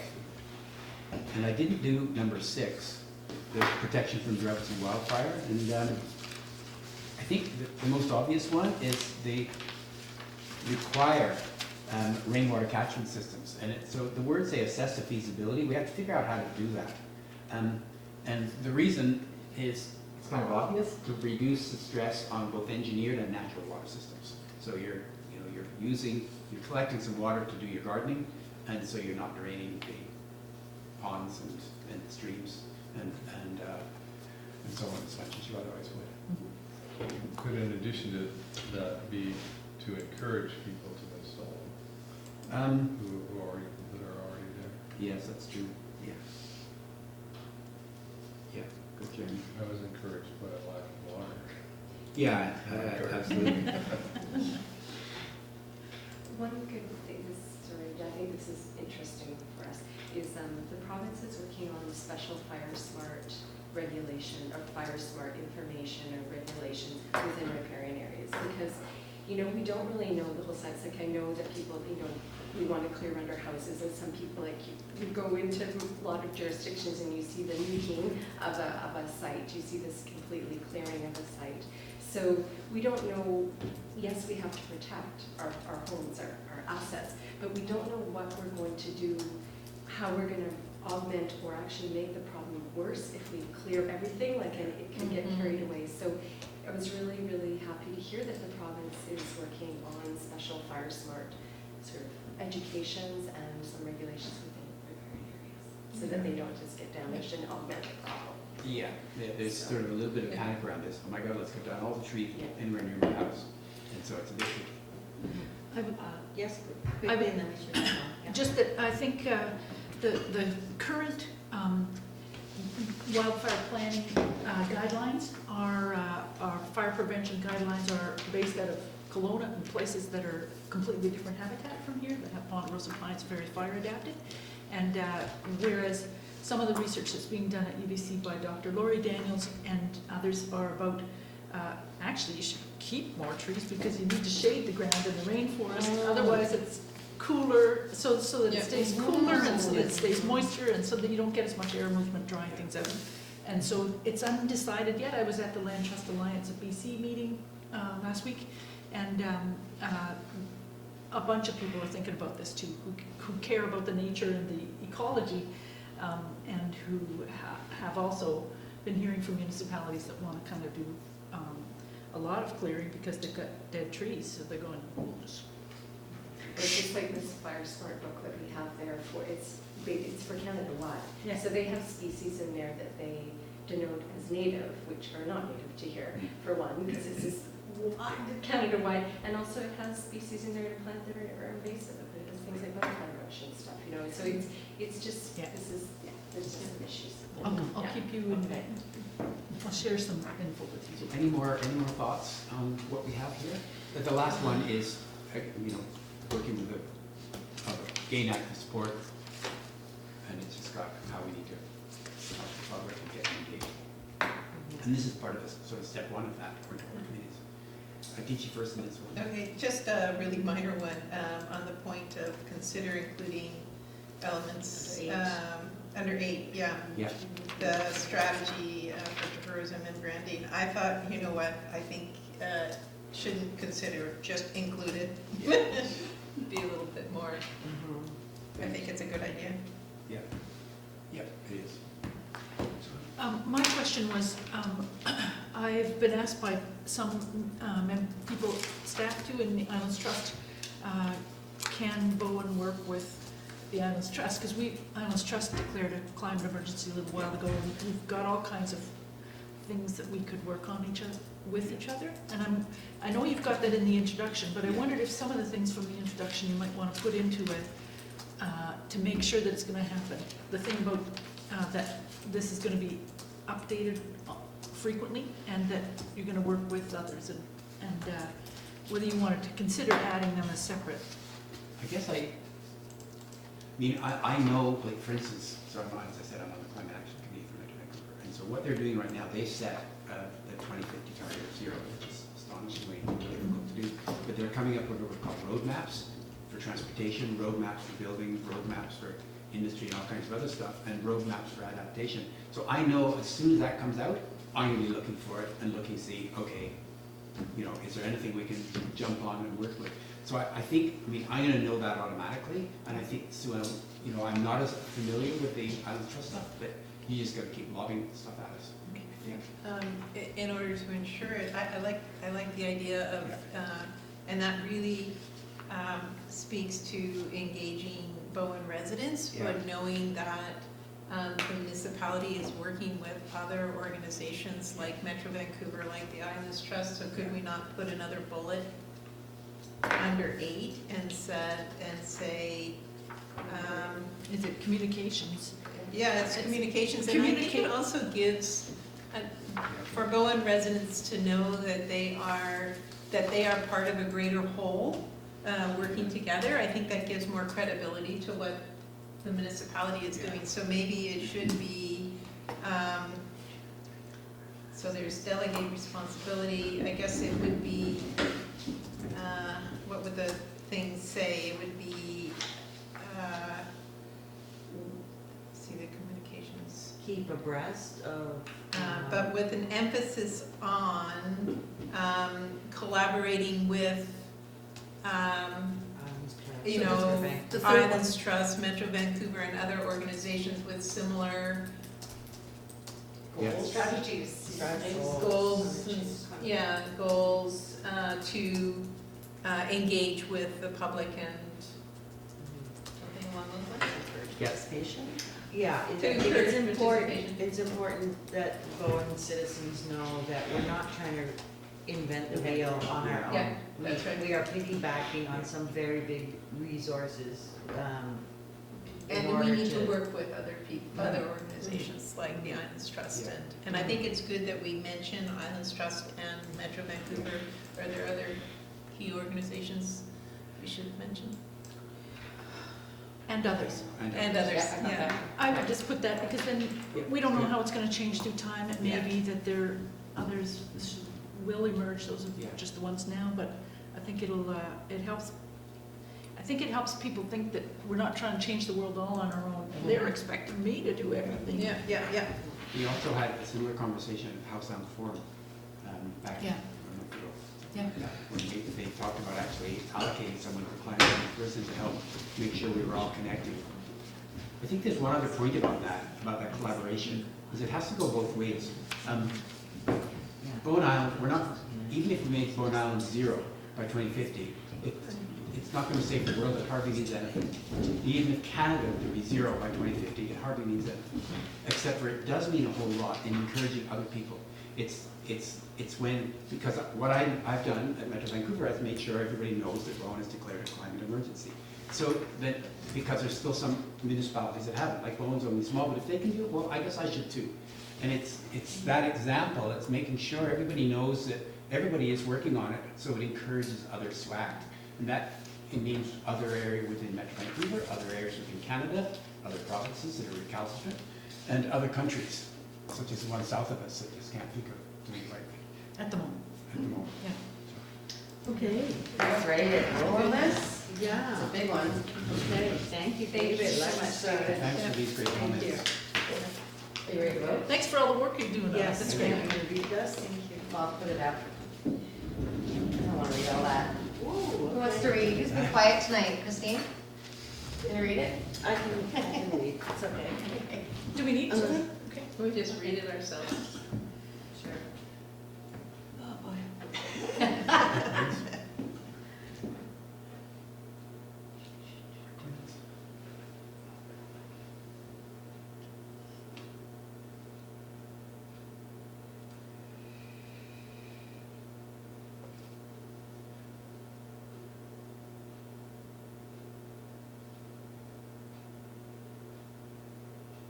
Is Green Shores one word?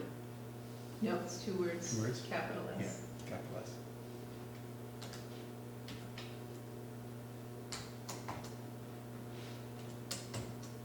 Yeah, for section 6.2, about 5 bullets down, encourage people to install, so that's for existing homes. Encourage people in because the other one is to ensure that people in new homes have to do it.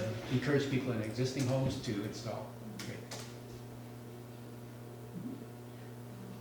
Just need to maybe look at riparian areas protection, local bylaws, just because some, I think. Where are we? Sorry. Maybe After shoreline protection. shoreline protection, riparian or riparian area bylaw. Because we can adopt our own bylaws that exceed provincial, and some jurisdictions have done that, and because we have some, anyway, we can sort of designate some areas that Great, go down to 0, a few meters. Yeah. Great, this looks good. That's so good at this. Good. That's awesome. Good. Thank you. And here's your red pen back. I'm already hearing it, you guys. Let's go, And do we need to, oh, okay, I move Mover, so, mover, I move it. seconder, all in favor? Okay, thanks so much. Thank you. Sorry about that. Finance committee tomorrow, yeah. Yes. Oh, that'll be Okay. fun. To tell them about the cost of not doing it. okay, so, if I may, I'm gonna try and move quickly here Yeah. now, because we're already at 10 to 9. So, we are at 6 updates. And just to let you know, we are going to skip 6.3 because Phil is not here. And I am suggesting, and Bonnie actually recommended that we move the number 7.1, the work plan, to next meeting because It's a it big one. takes some time and we don't want it to be completely rushed and it's already quite late. So let us go to Bonnie with 6.1 staff up. Yeah, I don't have a lot. I'm gonna wait for the senior day for next time, because Carla's gonna be here tonight. And she can be at her next meeting, and she's going to went out there and did some staking or found some boundary markers. So I would recommend that we do that next meeting. Okay, shall we give these back to Steph so she doesn't have to Sure. reprint them for next meeting? And then just staff updates, I've been working on the budget. Just really quickly, what I have budgeted for is sort of the Quarry Park, Headwaters Park restoration improvements project through the Lake Counties Fund for 2020. So that will involve some improvements to the parking lot area there, some interpretive signage, some improvements to the kiosk at Quarry Park, maybe a couple of benches, maybe a picnic table, and then also the restorative works in the bog and fen area, and also some more nice kiosk, more on the Headwaters side with some interpretive signage on the boardwalk and such. So that's hopefully going to be our maybe Cummings project around, I'm going to ask for around $10,000. Good, All that. yeah. So for the whole project, we lumped it all, I had it broken out into segments, but for budgeting purposes, it's all lumped into the Headwaters, Quarry Park improvements restoration project for 2020. So that's, Bonnie and I have spoken about this on the phone, and Bonnie and Carla have done some work on it. So this year for the Meg Cumming Fund, which has been waiting for us to find a way, and for the foundation, because there's been a few times when the foundation has said, don't apply this year, or, anyway, there's been a number of things where pieces just drop out.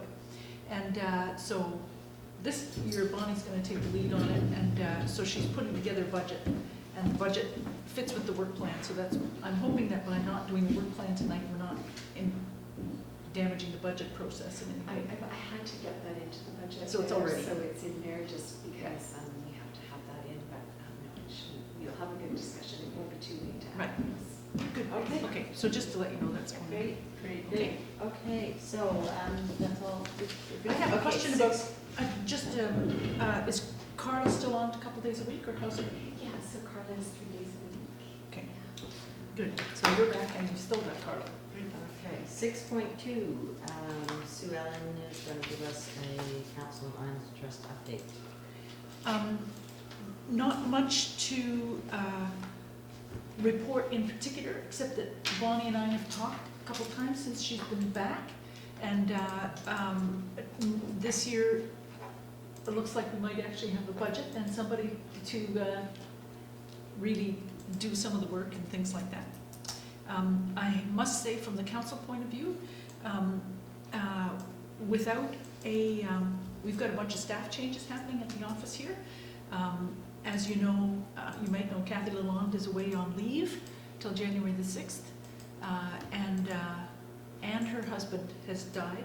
So she is living on Gambier Island and plans to be back January the 6th. We've also got some staff changes happening in the office and things like that, so, and Bob Robertson, as you know, retired in the summer, so there's a whole bunch of new staff and interim staff, and just so you know, the municipality is a bit different at the moment, and I'm glad that Bonny has returned. From the Islands Trust point of view, I'm now, I don't know if I reported this before, but I'm vice chair of the Islands Trust Conservancy now.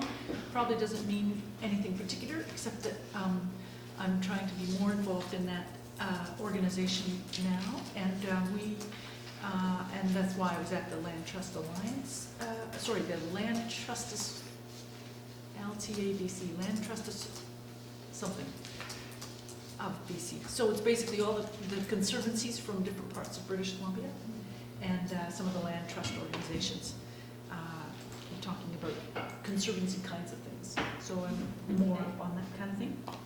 And other than that, I don't think I've got anything particular to report. Okay. I just have it there because you always have stuff, so. Yeah. No pressure. Okay, great, and then we're gonna skip 7 and move that to next meeting. Under new business, DJ, did you wanna mention something about the Bowen Nature Club? Yeah, so in support of the Conservancy's sort of marine atlas and focus on the marine environment, the Nature Club decided that our 2020, like the Nature Club does a walk approximately every month that's open to the public. And so we decided that we would focus on marine, sort of have a marine theme for the year. And so one of my ideas was, you know, there's a lot of different beaches that are public, you know, public access, public beaches that are maybe underutilized or people don't know about. And a few years ago, we did do, I can't remember what we called it, Little Known Beaches of Bowen or something like that. And we went out to the new access on Woods Road, and but we only had one person turn up.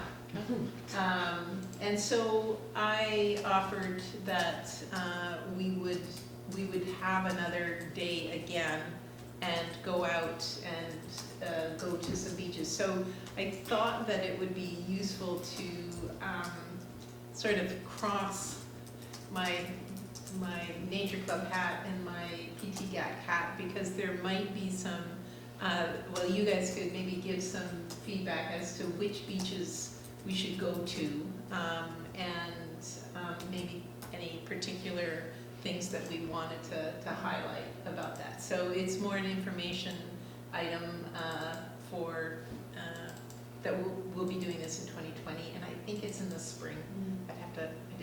I forgot to write that down as to when it, wait a second. Once a month, or was it a one? It would just be a one,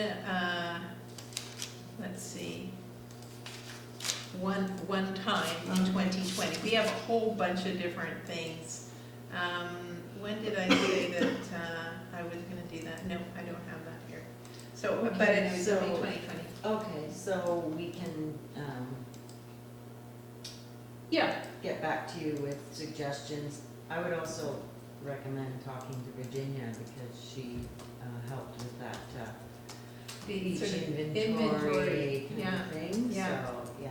Yeah, Virginia did help, so it was Virginia, myself, and one person who did it on the last time. Yeah. And, but it was, yeah, I thought it was, so that's all I need to say, so. Okay, Yeah. great, thank you.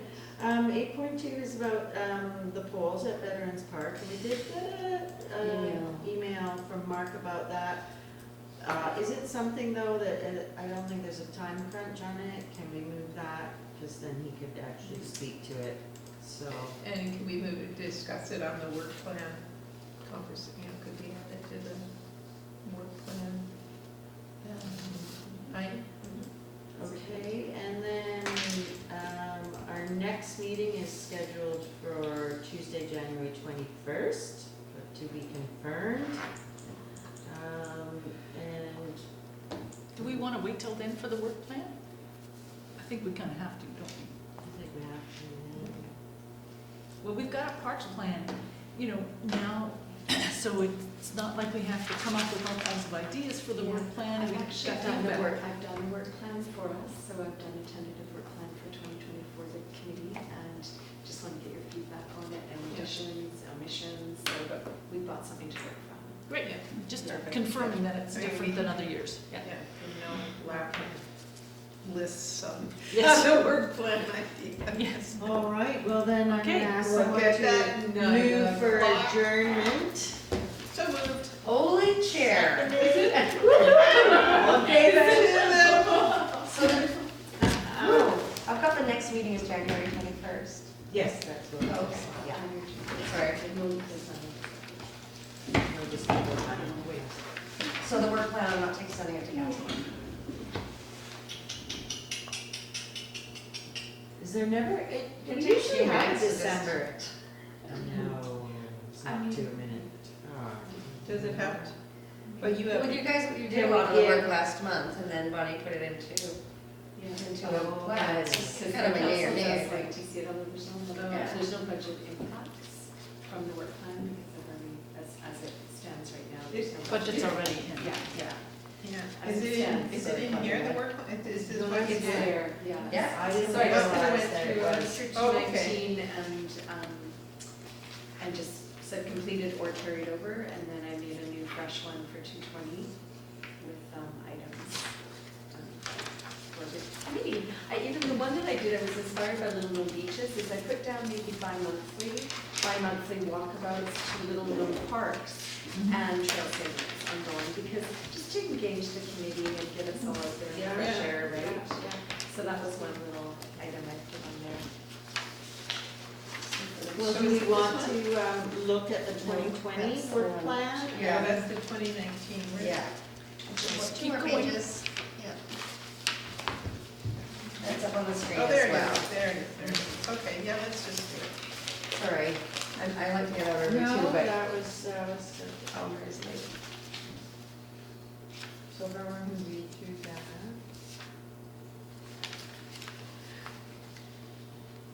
A lot of these are carried over from the outstanding items that we didn't complete in 2019 and carried over.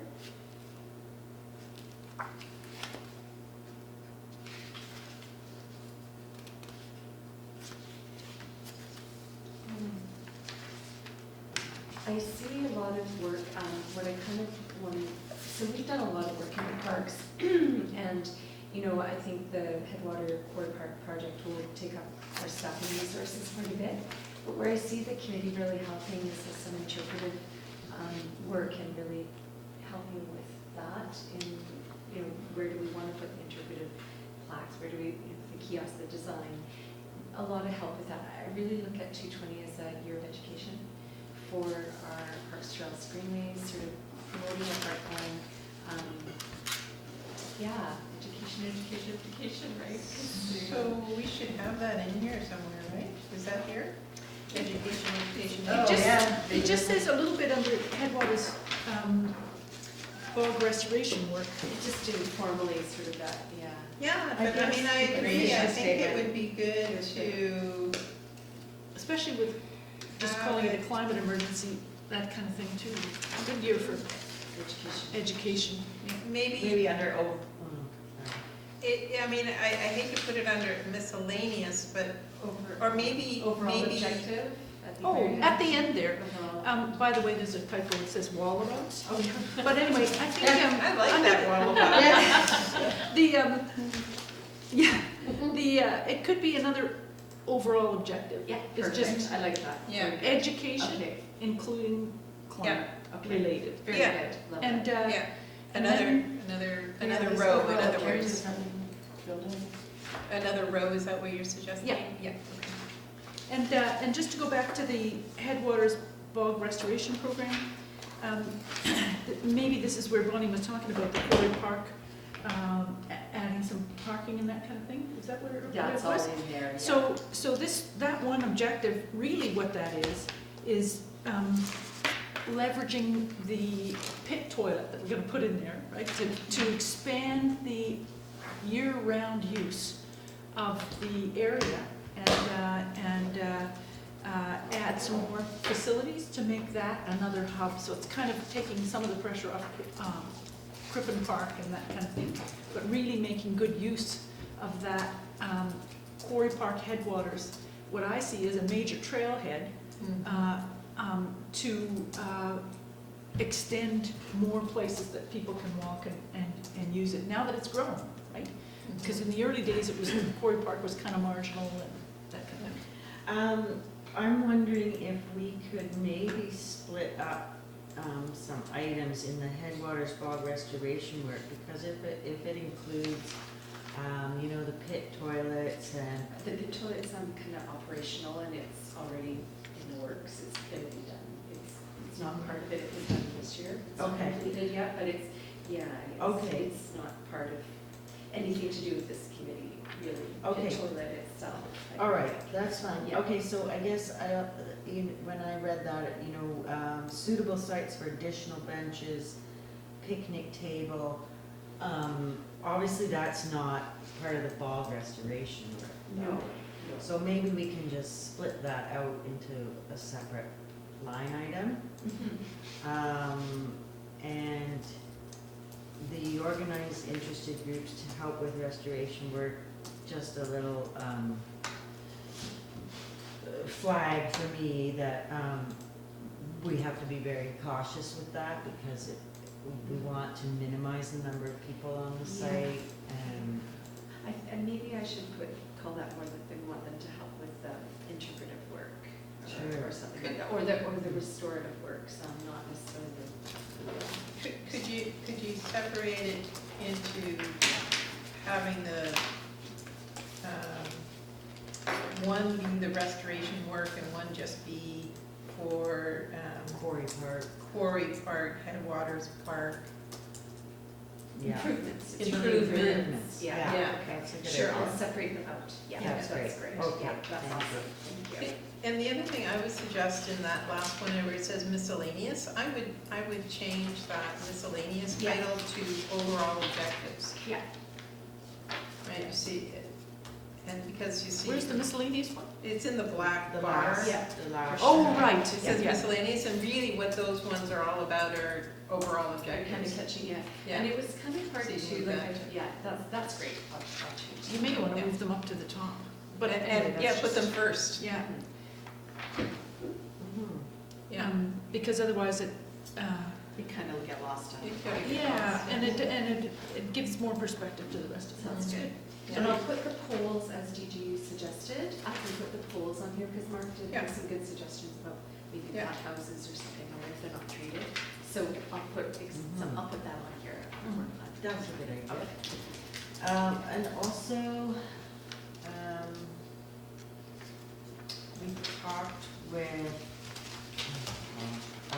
David about the different bylaws, like sensitive ecosystem Yeah. bylaw and such. Could that I be somewhere in think- overall objective that we would work I with? think that would have to be That. directed by council, definitely would be a council directive, but just as we are, I put here review and comment on rezoning and subdivision applications, I could put and review, sensitive ecosystem bylaw, put it out there, Sure, yeah. sort of mention them there if, you know, if they come our way, or any. I would call them climate action related bylaws. Climate emergency. Climate emergency related bylaws, Okay. something like that. Okay. Because because people in the community have seen sensitive ecosystem come by a bunch of times, and some of them know that they can, for them it's a trigger. And I just think, let's put it into the framework that's coming to council this week. Their protection bylaws really important.